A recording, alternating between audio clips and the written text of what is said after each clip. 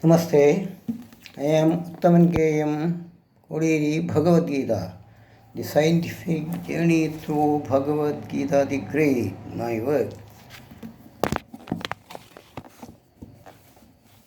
Swami Vivekananda was saying to the audience of Chicago, America, dear my sisters and brothers of America, India, we pledged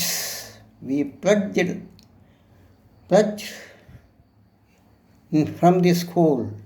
We take pledge. We have taken pledge in school. India is my country. All Indians are my brothers and sisters. Where is it? We teach, we taught all. We teach, teachers teach, we taught the students.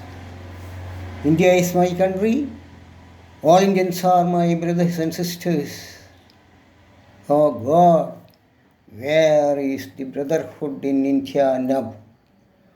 Where is the brotherhood in India now? Where is the brotherhood in India now? Only the maths, several kinds of maths to capture the powers of all sorts of powers for their political parties. Each party quarrels to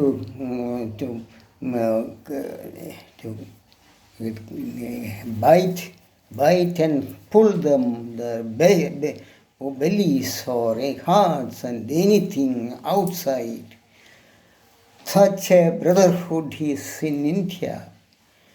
All the parties quarrels quarrels, and the people in each parties are bitter rivals to bite each other and pull the bellies, hearts, brains, and so. Is it brotherhood? Is it brotherhood, my God, Lord? Is it brotherhood? ഇത് ഭാരതമാണോ? ഭാരതം മാതൃരാജ്യമാണ്. എല്ലാ ഇന്ത്യക്കാരും സഹോദരന്മാരാണ്. എവിടെ എല്ലാവരും ഓരോ പാർട്ടികളിൽ ചേർന്നുകൊണ്ട് അധികാരം പിടിച്ചെടുക്കാൻ, അങ്ങോട്ട് കടിച്ച് പറിക്കാൻ, മറ്റ് അണികളിലുള്ള ഓരോ വ്യക്തിയെയും കടിച്ച് പറിക്കാൻ തക്കവണ്ണം തക്കം പാർത്തു നിൽക്കുന്ന അണികളാണ് ഇവിടെ. ബ്രദർഹുഡ് എവിടെ? സിസ്റ്റർഹുഡ് എവിടെ? ബ്രദർഹുഡ് എവിടെ? സാഹോദര്യം എവിടെ? എല്ലാം വെറും മിഥ്യ, എല്ലാം ഭ്രാന്തന്മാരാണ്. എല്ലാം എന്തൊക്കെ ഓരോരുത്തരുടെയും പ്രസംഗം എടുത്തു നോക്കിയാൽ മതി. ഓരോരുത്തരുടെയും പ്രസംഗം കേട്ടാൽ മനസ്സിലാവും എവിടെയാണ് ഇവിടെ ഭ്രാതൃത്വം, എവിടെയാണ് സാഹോദര്യം, എവിടെയാണ് മാതൃത്വം? എല്ലാം നശിച്ചിരിക്കുന്നു. ഒന്നുമില്ല. വെറും കടിച്ചു കീറാൻ കാത്തിരിക്കുന്ന, അധികാരത്തിന് വേണ്ടി കടിച്ചു കീറാൻ കാത്തിരിക്കുന്ന ഒരു ജാതി എന്തൊക്കെയോ ഭ്രാന്തന്മാരാണ് നമ്മുടെ രാജ്യത്ത്. അതുമല്ല, എന്തിനെല്ലാം വേണ്ടി എങ്ങനെയൊക്കെ ഒരു മര്യാദയും ഒരു സ്ഥലത്തുമില്ല. മരുമകനിലെ ബാങ്കിൽ നിന്ന് ലോൺ എടുത്തു. അവൻ കടമൊന്നും വീടാൻ പറ്റാതെ ആത്മഹത്യ ചെയ്തോ എന്തോ എന്നറിയില്ല. അവൻ്റെ ശവം റെയിൽപാളത്തിൽ നിന്നാണ് കണ്ടെത്തിയത്. വർഷങ്ങൾ കഴിഞ്ഞു. മരുമകൻ ലോൺ അടച്ചിട്ടില്ല. 2 പ്രാവശ്യമായി എൻ്റെ അടുത്തേക്കാണ് വരുന്നത്. മകൻ മരുമകൻ ലോൺ എടുത്തിട്ട് അടക്കാഞ്ഞിട്ട് എൻ്റെയൊക്കെ വക ഈ ആദ്യം വന്നപ്പോൾ വന്നത് ഞാൻ പഠിപ്പിച്ച ഒരു കുട്ടിയാണ്. ആ കുട്ടിയല്ല, വലിയ ആൾ തന്നെ.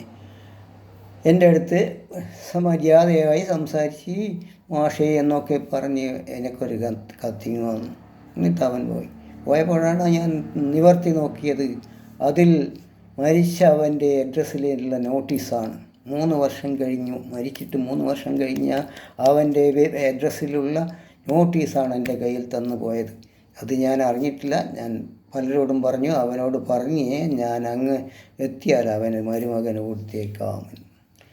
ഇതിനിടെ ഈ വേറൊരു ശാഖയിലെ ആ ലോണ് തന്നെ അടക്കാൻ എന്നോട് എത്ര പറഞ്ഞു, നീ എന്തിനാണ് എൻ്റെ അടുത്ത് വന്നത് എന്ന് ചോദിച്ചിട്ട് പലവട്ടം ചോദിച്ചിട്ട് അവന് ഞാൻ പഠിപ്പിച്ചവൻ തന്നെ വേറൊരുത്തൻ, അവന് വേറെ ഒരു ലെവലേശം മാനേഴ്സ് ഇല്ലാതെ അവസാനം എന്നോട് ചോദിക്കുക, മാഷേ നിങ്ങളൊക്കെ ഈ നാട്ടിൽ ജീവിക്കുന്നവരല്ലേ, ഈ നാട്ടിൽ ജീവിക്കുന്നവരല്ലേ, ഞാൻ ജീവിക്കുന്നത് ഇവരെയൊക്കെ പേടിച്ചിട്ട് ഒരു നിമിഷം ജീവിക്കുന്നുണ്ട് എന്നതിലും നല്ലത് മരിച്ചു കളയുന്നു, ആത്മഹത്യ ചെയ്യുന്നതാണ്. ഇവരെ വിചാരം ഞങ്ങളൊക്കെ അവരെയൊക്കെ പേടിച്ചിട്ടാണ് ജീവിക്കുന്നതെന്നാണ്. എങ്ങനെയാണ് ഈ ലോകം ഈ രാജ്യം ഇങ്ങനെയായത്? ഏത് വഴിക്കാണ്? ആരുമില്ലേ, ഒരു നാഥനുമില്ലേ? എല്ലാവരുടെയും എത്തിക്കണമെന്ന് ഞാൻ അപേക്ഷിക്കുകയാണ്. ഒരു നാഥനുമില്ലാത്ത അവസ്ഥയാണ്. ഈ അവസ്ഥയിൽ എന്തിനാണ് ജീവിക്കുന്നത് എന്ന് ഞാൻ വിചാരിക്കുകയാണ്. Okay, thank you. നിങ്ങൾ എല്ലാവർക്കും അയക്കണം, ഷെയർ ചെയ്യണം, സബ്സ്ക്രൈബ് ചെയ്യണം, ലൈക്ക് ചെയ്യണം. ഓക്കെ.